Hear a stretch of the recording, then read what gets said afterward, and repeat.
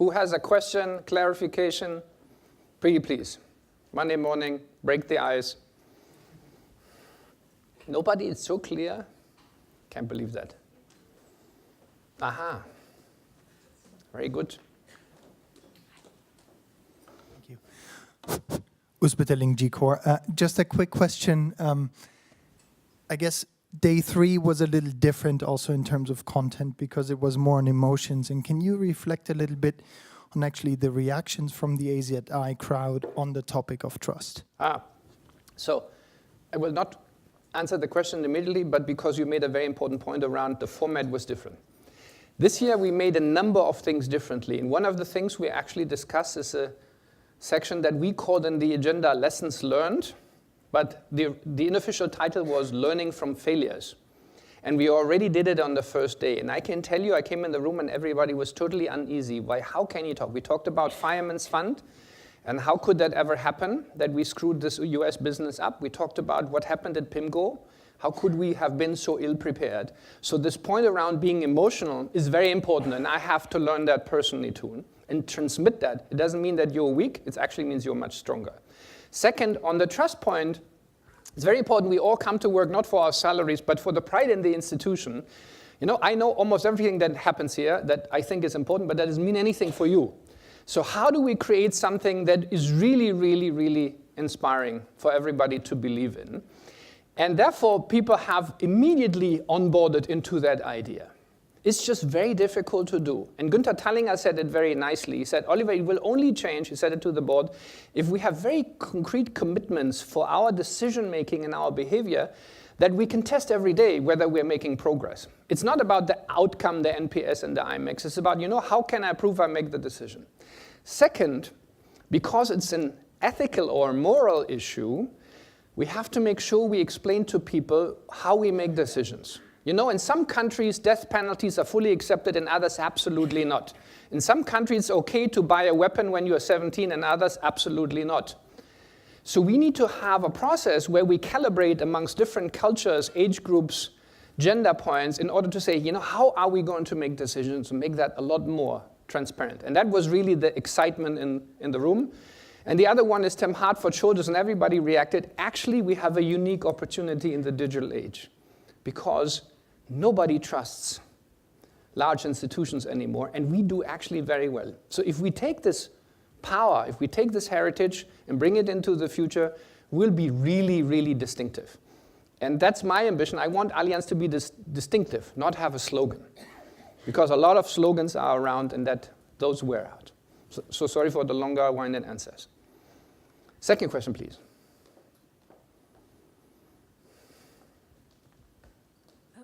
Renate Braun, Group Operations.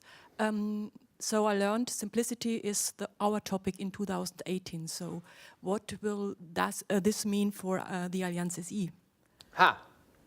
So a couple of things. So the first thing we have done, and we started with the planning dialogue of last year, is what we call the so-called master plans. What does that mean?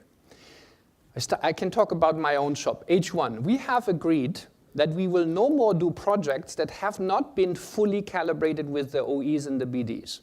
So no more what I call solutions in search of problems, right? We set up a team, the board discusses something, and then the poor OEs have to do something with it. Or FBLs that actually launch a project because they say, we have this new regulation and now we need to have everybody participate. So very practically, there are no more projects that have not been pre-agreed with the board colleagues and the BDs, and the OEs have been notified, and they're in their budget.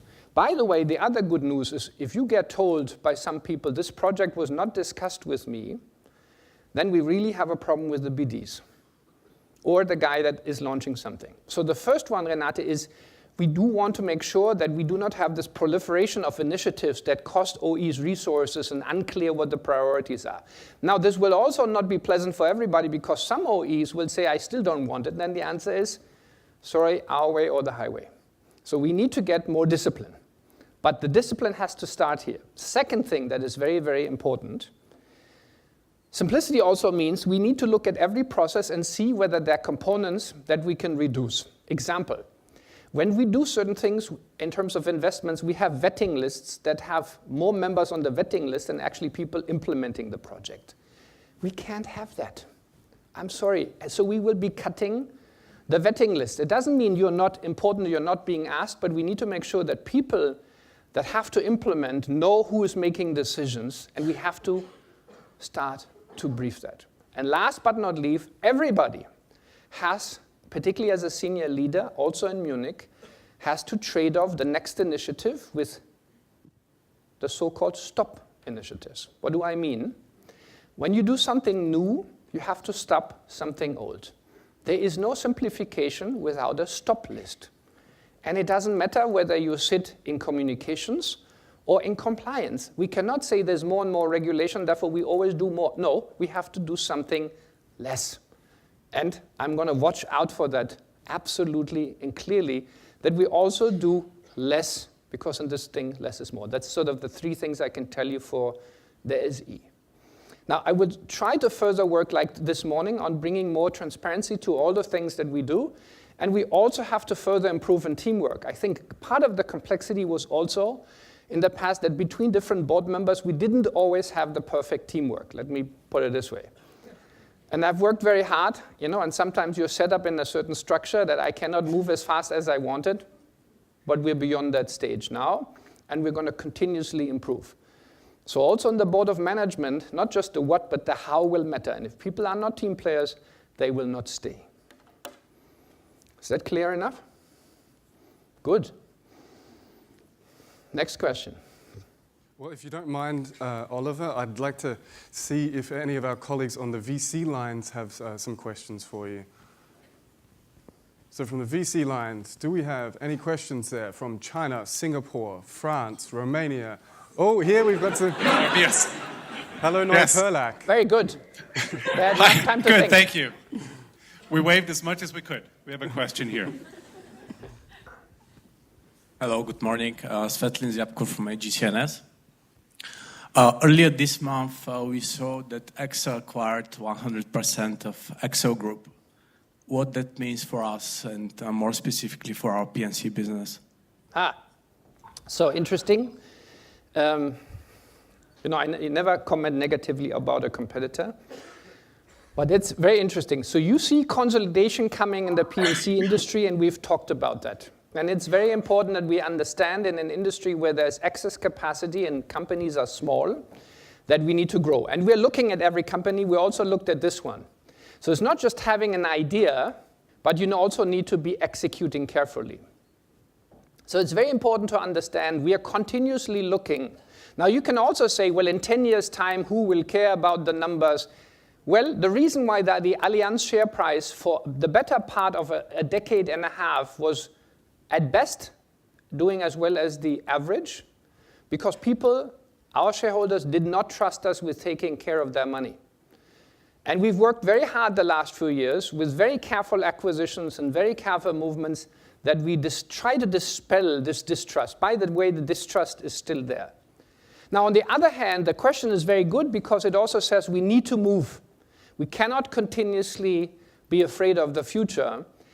But for that, the aspirations have to change. This is not a problem, by the way, of the M&A department. The problem is actually with us.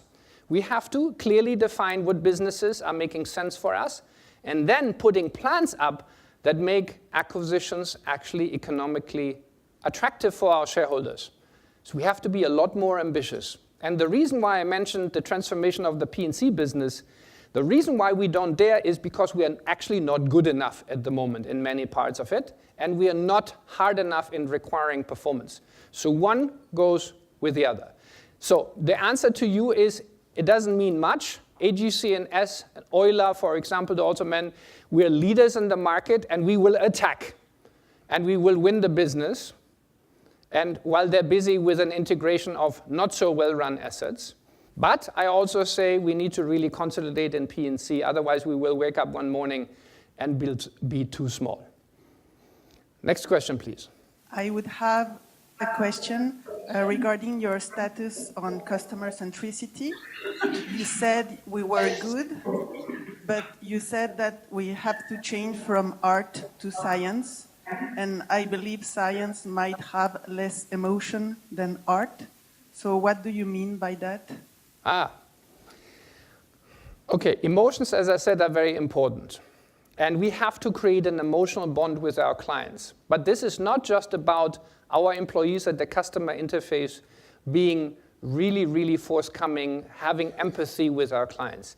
It is a science. When you look at the companies that have the highest customer satisfaction in the world, whether that's Apple and others, they design a system to delight their clients. This is not accident, whether you're getting grumpy Ollie on Monday mornings or wonderful Nan on the phone. That cannot be the answer. But this is how we've been running Allianz. We make it an accident, whether you reach an agent on Monday morning or you don't, or you read is the call center appropriately staffed. We need to create a system where we do understand the drivers.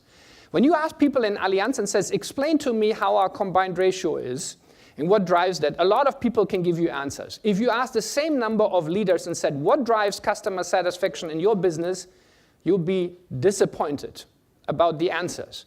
We have 4 core drivers on top-down NPS. Does everybody know who they are and what they are and how they're being driven and how you stack up to the best competition? Whether in France that's Maïf, for example, in motor, or AXA in commercial lines, or others, the answer is no. Our top managers do not know, and they have to know. So that is what I mean from art to science. And then we need to continuously work on bringing the NPS up. It's a mixture around brand positioning. How do you design the business model? What are minimum standards for requirements? Think about how we run our distribution. The top franchises in the world, whether they have their own distributors or they run shops, Apple, by the way, being another one of these examples, they know exactly what the expectations for clients are when you have a service interaction with them. In our case, it's accidental. Now you have a lot of choices. You can go online, you can call a call center, you send an email or a letter or a fax. We make everything possible. What we don't make sure is that the experience is outstanding all of the time. And that has to change. So that is what I mean from art to science. And we do not want to lose the human interface. In effect, we're finding that even in the digital world, the key interactions with consumers will be person to person. So the jobs will be very attractive because we'll kill all those transactions that are error correction and repetitive. We will grow the jobs that are truly about advice and delivering the best of Allianz in terms of services. Not fixing problems, but creating solutions. So thank you to Franz for that answer. Next, Stephanie, do we have any questions on the webcast lines? Yeah, we have many questions. We have a question coming in from Anja, Allianz Zagreb. She asked, how far away is Allianz from having the very same product in the entire world? Just like McDonald's has the same burger everywhere. It's not the idea, but it's making sure that the processes are the same. So what I like about the McDonald's example, there are absolutely clear expectations on every shop in the world in terms of what you want to see and not see in terms of service standards. Whether you eat something in the restaurant or you use their bathrooms, there are certain things that are expected of you to say. By the way, it's not everywhere the same. When you go, traveling to Beijing on Thursday. When you go to a McDonald's in Beijing, the food menu is not the same as you have them in Munich. It's not the same. So I'm not saying we need to look like McDonald's, but one thing has to be clear is what is actually identical has to be identical. Now, it's not Oliver Bäte saying that. We had asked this year Ivan de la Sota, Joachim Müller, and Klaus Peter Röller, when he was still CEO in Italy, and said, pretty please take the home product that we have in your markets, and you three, not your staff, compare the contents and the design of these products. They did 2 workshops. They came back and said, you know what? To our surprise, 70% of what we're finding is the same. And we want to harmonize our learnings across Italy, Germany, and Spain in order to bring the lessons learned forward, because we are learning from each other during this process. This is how we can do better in wordings. This is how we can do better in process design. Now, they gave it to their organizations. A couple of weeks, all the super smart middle managers came back and says, no, it's not the same. It's all different. It's all different. Now, it was a highly surprising answer, of course. So they went in, and again, and I said, now, with the leaders, the CEOs themselves, we go into the basement. We'll check how is the wording design, what is the actuarial definition of a guarantee, how these are conglomerated, how do you create modules, how do you create products, and guess what? They had started with 70, 85% of the stuff is absolutely identical. If you take the local slogan out and all the local stuff. Now, how can that be? Well, there are a lot of people that have their entrepreneurial freedom because they tell us everything is different. There's people, and we need to take them seriously, also emotionally, that feel they're losing freedom, entrepreneurship, local footprint, and budgets. If we harmonize, and I have to say, it's over. We will harmonize because it's the same. And we will harmonize because we can learn from each other. The outcome will, however, be the burger in Barcelona, i.e. our policy, will be not the same, but it will have the same ingredients designed, and we make it to what makes us win in the marketplace. So the job of the CEOs is to identify how do we get the synergies, and then how to drive that into the marketplace. And who wants to run their own dukedom and their own kingdom, they have to find a new job. It's not going to be in Allianz, just to be crystal clear.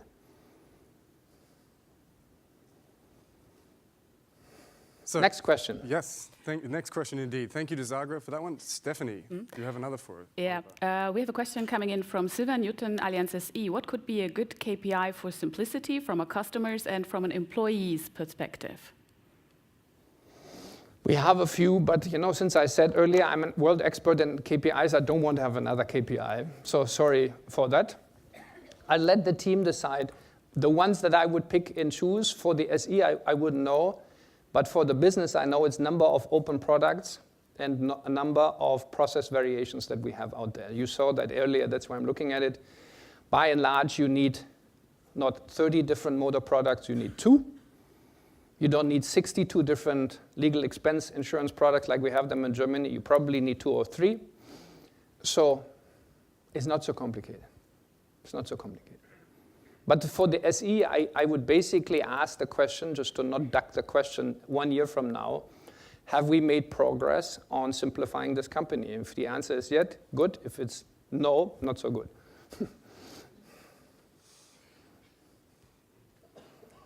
Okay, so we're getting towards the end of our session. Unfortunately, of course, we don't have time for all questions. Sorry, Stephanie, are you suggesting we should take another question or two? No, but we have 27 minutes left. We have 27 minutes left. Well, in that case, ladies and gentlemen. I thought I'd be a little more generous today, right? So, since everybody got up early. I think we have a question up here in the auditorium. I like very much what you said, especially regarding transformation. By the way, Werner Waldner from Global P&C. I'm very happy to hear that we want to invest more in direct, obviously. My question is related to, understand product harmonization, simplify processes, and you mentioned also distribution. I think that's the biggest challenge because we need to talk to our agents, to our brokers. Have you discussed this in the AZI as well? What concrete measures could be for distribution? Yes, and not just at the AZI. We're continuously, by the way, doing workshops now with the CEOs. Let me give you a couple examples of the real place. So there was always the answer, you get more growth in pocket with brokers. I start with brokers because that's the distribution channel where we always say we have no influence. Now you have in a number of markets, insurance companies that have been growing faster and more profitable than us, but paying lower commissions. And that was just denied by the business. They said it's not true. I give you the example of VV in Germany. It's a mutual sitting in Hanover, by the way, run the last decade by a former Allianz guy, and they pay 30% or 3 points less commission than we do. Now, we have not focused on broker, to be fair, on motor. Why? Because they have so much less complexity in the product design, in their processes. They run everything through extranets, that the net commission the broker gets for every minute spent on a policy is much higher from them than it is for working with the Allianz and the AXAs. So if you bring simplicity in product design and services to the intermediaries, there are business people and they're saying, how much money do I make from dealing with this insurer and others? Because cost is also an issue for them. So it's just not true that we need to continuously spend more on distribution in order to get share. actually, if you optimize the business model for them so that they make more money by dealing with you, then you grow. And the same is true we found with the agents. The French, for example, a number of years ago, I was there, started to implement the claims platform. We used to pay the agents for settling claims. We, by the way, still do. But we decided in order to reduce average claims payout, increase client satisfaction from being able to reach somebody in time of need, we created a central claim servicing platform. And that was a resounding success because the NPS from clients on the platform was 3 times the average NPS we got from reaching agents. Highly qualified people, super support, very empathic service, and really making sure that we were saving money. We actually teamed up with another competitor called Groupama to create Capsuto in terms of buying, purchase spare parts. So we made the whole value chain more efficient. Now more than 80% of the claims are on these platforms. Agents over time have relinquished the desire to want to actually settle claims because that platform is so much better than what everybody else was doing. And over time, we've reduced the expenses and the commissions we're paying on that. So you get a win-win. You do better for the client, because this is where it starts. You get scale benefits, and you bring discipline into the distribution force. And we've just decided in a workshop with the CEOs that we would like to have this system everywhere. And there's no reason, by the way, for Motor, MTPL, and even Casco to not have first notifications of claims directly into our platforms. And then making sure the agents and the brokers stay involved. By the way, in the UK, where we have the highest broker NPS, the brokers don't want to touch the claim anymore. They want Allianz to take care of it because it's so good. So we have these examples in Allianz everywhere. Werner, the problem is that everybody does what he or she wants to do, and therefore you never get systematic progress. So we have to agree, and that's not Oliver Bäte deciding that, is getting the CEOs around the table and saying, here are the best practices, we agree amongst ourselves, and then we move. We don't leave it to the functional teams because there the conflict starts. So that's what we're going to do. And not everybody will like it. So, as we have some more time, I'd like to double-check the VC lines to see if we have another question from our colleagues around the world on the video conferences. So I think we have another one from France. Could we? Thank you. Hello. I have a question about climate change, and we have the many major events last year. And how do we make it an opportunity and not a threat to our business in P&C especially? A great question. Great question. So the question was, for everybody who may not heard it, we had lots of natural catastrophe events. How do we make it an opportunity? Absolutely essential. Yes, indeed, the frequency and severity of natural events is going up, and it's a huge opportunity for us helping our clients. Not just, by the way, paying claims, but that's very important, but also on risk prevention. Now, it starts with some basics. Now, Werner is in Global P&C, so I'll pick that up. You will not believe when I became CEO here and I asked, what is it actually that we have in terms of exposure and are we getting paid for it? We didn't have an answer. The world's largest P&C insurer doesn't know where the risk is. Why? Because we didn't have what we call geolocalization. We wouldn't know at every point in time which object is insured, and therefore when storms come through, we would not exactly know how much value was insured where. Second, what we couldn't do is actually warn people, because often you have 24, 48 hours, sometimes more, to warn your clients. It says, as a minimum, close your doors, protect your property, actually go there. Now, so we're moving. Very soon, we will have geolocalization in almost all of the businesses, and we want to use this opportunity to protect our clients. I think it's a huge opportunity, but it goes beyond. We also have to advise our clients on how to protect their houses. What we currently do, we just repair, but we don't look at the buildings and say, can you actually improve the design of these buildings and make sure that they're storm resistant? I'll give you an example. In the Caribbean, France was affected by that. A number of islands have, through Irma, expected the strongest storms ever measured in the history of mankind. 320 kilometers wind speed. Most of the houses in the French Antilles, I happen to know, have only been protected to 220 kilometers. So none of the houses were really prepared for the storms that were coming because the super experts had said, you can't have wind more than 300 kilometers. Guess what? You can. Now, we need to move from finding out after the fact, but really looking forward, modeling, and then telling and talking to governments about improving building codes, working with suppliers to find better materials to protect the houses. So I think it's a huge growth opportunity for us. And again, we are asked everywhere from mature markets like France and Germany, including Africa and Southeast Asia, how do you protect against tsunamis and earthquakes?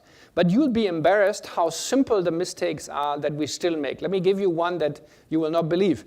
So I looked at the models when Irma and the storms happened in the Caribbean and America and the earthquake in Mexico and says, you know, what is the so-called correlations?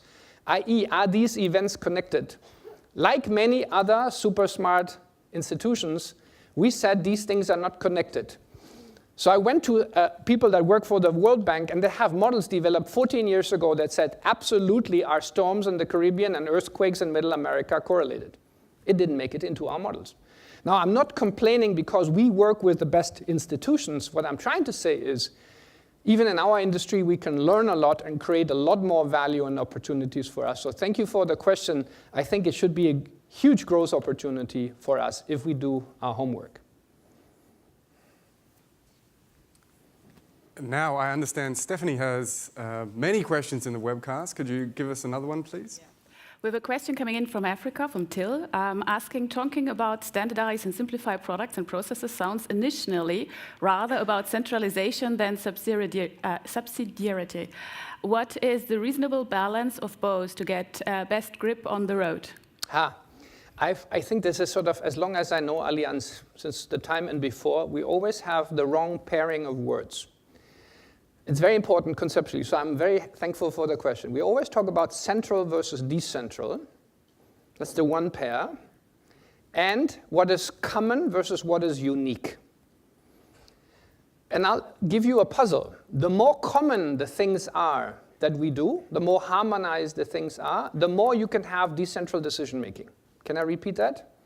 So the more we agree on common parts and rules how we make decisions, the more power we can delegate to the people. I know that your experience is otherwise, but that has nothing to do with harmonization, is that we have been giving power to individuals higher up the organization. So when you have an organization that doesn't have clear accountabilities and too much functional optimization, then you get a lot of decision making up the hierarchies. But it doesn't have anything to do with central versus decentral. It has everything to do with empowering the people to make decisions. So let's not confuse the two.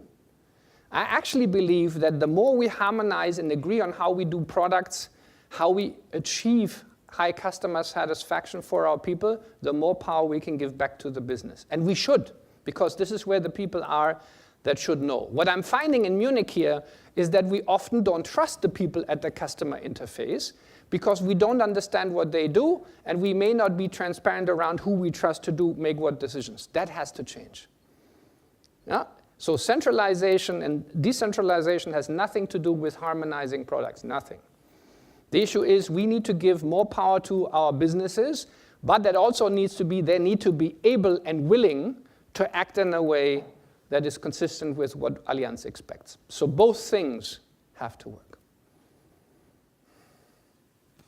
So thank you for the question from Africa, I think you said, Stephanie. Do we have another one here in the auditorium in Munich?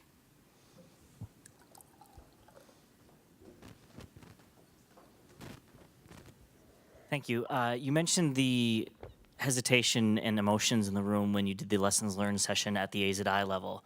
What do you think needs to happen with the culture to continue to make that more open and accepting so we can really learn from these opportunities? Is it a Noble Failure Award like we had the Copy with Pride Award? What's next to keep that moving? Yeah, the very good question. I think it's just doing it more, right? So when we started it, even in my board colleagues were very nervous. So we picked an obvious one because Fireman's Fund is a bit gone, right? So that was not so difficult.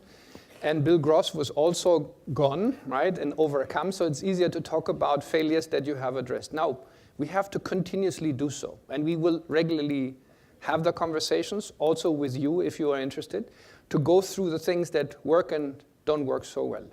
The funny thing is, when you talk about things that don't work, a lot of people that are affected by it are not delighted because they say, well, you talk about me and you're putting me into a bad corner. That's not the objective, right? So Axel and I started actually about it because I've been here 10 years. And we took the examples that affected me personally. But it only starts with tone from the top. The other thing is you need to give feedback to us around where it's not happening, where people do not accept noble failures, taking risks, and then not succeeding. Now, by the way, what is the difference between a noble failure and a screw-up? It is if you're trying to achieve something positive and you put all your heart into it and it's just against the odds and somebody makes, that's okay. If we do 4 times the same mistake, that's not so good. Right? So part of the noble failure is understanding that something doesn't work and then reaching out to others and trying to improve on it. That's also part of it. Not running against the wall with the head 3 or 4 times. So we'll continue our question roulette and give the VC lines an opportunity to ask a question of Oliver. I'm seeing some wonderful waves there. There's a lot of waves there. So that's AGCNS somewhere. That's AGCNS and Allianz Technology in Neuperlach. Ah, very good. We have a question to the microphone. Thank you. Thank you. So I'd like to ask a question getting about simplicity and kind of comparing that with expenses. So I was at Fireman's Fund, and I've survived, and now I'm at AGCS. But my question was, we were trying to tackle expenses for so long, and we had outdated processes, and everybody wanted to fix it. But we were somewhat trapped by short-term targets. So I want to ask you, how do you avoid falling into, okay, we need to save 2 points off the expense ratio? Because when we do that right now, then the instinct and the question for all of us will just be, what's the fastest way we can do that, as opposed to fixing and actually simplifying the underlying process? So that's my question. Very good. It starts at the top. Small detail. In about 12 years in Fireman's Fund, we had 7 different CEOs. 7 in 10. How much consistency and sustainability you can have in strategy and execution if you have 7 CEOs in 10 years? 0. We had 4 board members in a decade being responsible for Fireman's Fund. Everybody dropping the hot potato to the next guy. That's where it starts. Okay, so this is where it starts. So he's absolutely right. The third one is also very important. We didn't have a loss ratio problem in Fireman's Fund. Our problem was the company basically died because its cost position became unsustainable. It had an expense ratio about 40% at the end. And the drivers were all the same we have in the rest of Allianz. Too many products with too many IT systems and too many variations just to please the marketplace. We didn't have the CEOs that understood what all this variety meant. And on top, we actually pulled nice pieces of the business out and left the problem with the company. So we screwed up everything that you can screw up in one place. But that starts in the top. Now let me talk about this expense ratio issues, because with all due respect, it's the biggest excuse that I've heard for a decade now. That says we're trying to deal with the short-term cost problem. And I'm very happy that you brought this up. This is not what we're trying to do. And if you experience that, in AGCNS you have a problem, or your leadership has a problem. Why? We need to bring productivity up and cost down. And there is no discussion, and we need to do it in a sustainable way. So the answer is not around, let me stop investing in brand, let me stop investing in IT, let me stop investing in the future, i.e. in our talent. That is not the answer. The answer is to look at every process and say, what is really driving complexity in the system, and do we need that complexity? Is it really required for every broker to have a different product variation and wording? Then you say, yeah. Well, I told you before it's not. Do we really need the complicated underwriting versus marketing structures that we have globally? I don't think not. Have we really designed from the ground up our products, or are we still basically, taking a knife to create a policy? So there is no contradiction between productivity and success. It's only wrong when you have managers that don't know what to do because they don't know how to re-engineer the business model, that they say, let me get this over with, so let's duck for 24 months and let's stop investing in brand, IT, and everything, and then hopefully it will go by. Because that's what we did in the last 30 years whenever there was a negative underwriting cycle, particularly in P&C. It will not be enough this time, guys. It will not be enough this time. Now, a part of that will be saying, if I have 4 headquarters, if I have too many people in staff functions, that is part of getting more productive also. If you're finding you're running 20 projects, but you should only do 10, that's absolutely okay. But the answer to drive up productivity is not stopping investments. That's not the answer, just to be very clear. So I'm very grateful for and it starts at the top. Ask your leaders to say, what are we going to do to make the productivity gains sustainable? Not one-off and changing money. By the way, we've said to our investors, we want to bring down the expense ratio 30 basis points this year. We're going to do that every year now, just to be very clear. We will drive productivity every year. Every department head will know that if salaries go up 2%, you have to do 3% productivity gains because we will be more productive next year than this year. And this also applies to the SE, just to be totally clear. Sorry for that one, I have to be clear. Thank you for the question from AGCS. Stephanie, do we have one from the webcast? We have a couple of questions coming in concerning the lesson learned session, and the question that is mainly asked is, what are your key takeaways? From the lessons learned session? Yeah, overall. So like the question from our young colleague here, the first one is actually acknowledge that regularly there are things that don't work. And they're most often related to senior leadership not doing it right and talking about it, not trying to blame somebody down the line. Second, you find that if you have the wrong leadership principle and you're not honest about what the underlying driver is. Again, as I said, I didn't talk about the expense ratio problem. The problem is 7 CEOs in 10 years and 4 board members in the same period. That cannot lead to consistent strategy and execution. Now, there's a lot of underlying problems that came because we said we want to be a retail company, then we wanted to be specialty, then we wanted to be large commercial, and I don't know what else we wanted to be, and very little consequence management on that. The third one is, again, allow your people to come back to you and ask questions. I know many of you wanted to hear about things that you feel that don't work. And let me hit one right away. The white elephant in the room 2017 was IT. So people came back and said, Bäte, we are investing 3.5 billion in IT every single year in the group. And when you look at all the big projects, they always come with problems. All the big infrastructure projects don't work. Everybody is unhappy. So we spent a lot of time last year. We called it IT Readiness Review. We got a lot of CEOs and people from the OEs in, put everybody around the table, H4 OEs. I spent a lot of time on it to say, what is actually the problem? And it came out pretty simply indifferent to all the rumors that you always hear in the quartalos. The first one, ABS, our technology in APAC, are actually pretty good. Now, is that state of the art? Do we have already microservice? Yes, we have it in the strategy paper, but it's not a reality. But we're working on it, and we'll get there. The second thing is, yes, we did too many large projects at the same time. So doing AGN, AVC, data consolidation was too much at the same time. But a lot of the problems were not related to the projects being badly managed or there being too many of those. We had not really collaborated in the board of management properly in order to say, these are the things we're going to do, and everybody will work together to implement them. Actually, a lot of OEs said, well, that's a project of Christoph, and I'll think about whether I will contribute. That is unacceptable. We have to work together on these things. And when they don't work, it's not the problem of H4, it's everybody's problem, because we are losing the money, all of us. We are losing all our energy. We are frustrated. So it's non-what guys' problems, it's all of our problems. So we need to get better in planning these large projects and making sure, that's why I talked when Renate asked about the master plan in the SE, that we do projects only once we know what they mean for the OEs. But once we've done the impact testing, we have to execute.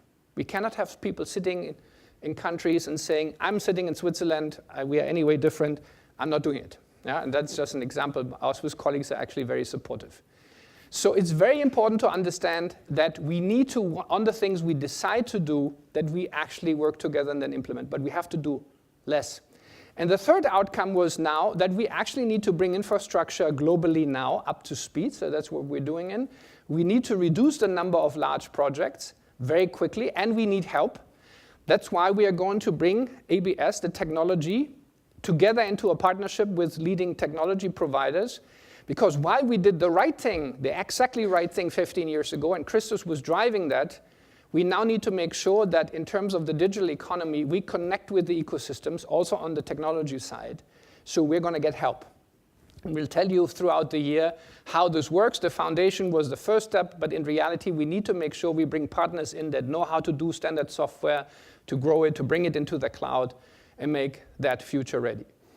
But the key learning was take the white elephant in the room, just addressing the question, work on it, build the consensus in the team, make a decision, and then execute. And then execute. And who doesn't like it, I'm sorry. But you will be heard, but once we make a decision, we need to make sure we work together and we implement. So, ladies and gentlemen, thank you for all of your questions. It is getting on in our session, and I think before we wrap up, I'd like to hand over to Oliver for a few final words and perhaps a message we can take with us. I had so many, I'm just having to think about it. No, what I would like to do is actually I would like to thank you for everybody participating, particularly my colleagues here in the SE. I often get told that I'm too impatient. Yes, I am. That's part of my job description. Don't always acknowledge all the great contributions that I should do a lot more of, I know. And I would therefore like to thank you very much for being here on Monday morning and for helping me to drive and the colleagues to drive the renewal agenda. I know we'll do it. And by the way, that's the best place. If anybody will win, it's going to be Allianz. Never forget that. Thank you.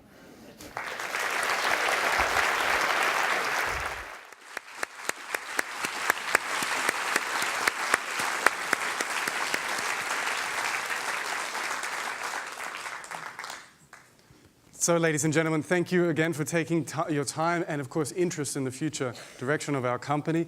Of course, this session will be posted on Allianz Connect within the next few days. And should you still have questions for Oliver or on any subjects here related to the AZI, to Allianz, to the future, you'll have the opportunity to ask those at an Ask Me Anything session that Oliver will do in the middle of the year. So thanks again, and have a wonderful day, afternoon, or evening, wherever you are.